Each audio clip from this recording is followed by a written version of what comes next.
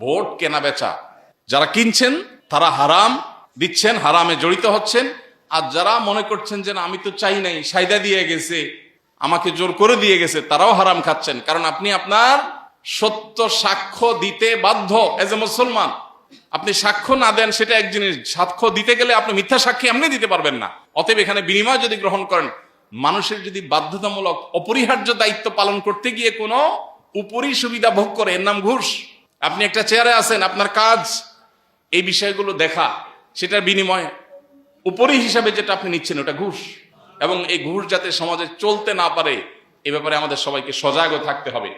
এটা ইসলামে যেমন নিষিদ্ধ, প্রচলিত আইনেও নিষিদ্ধ এবং জঘন্য।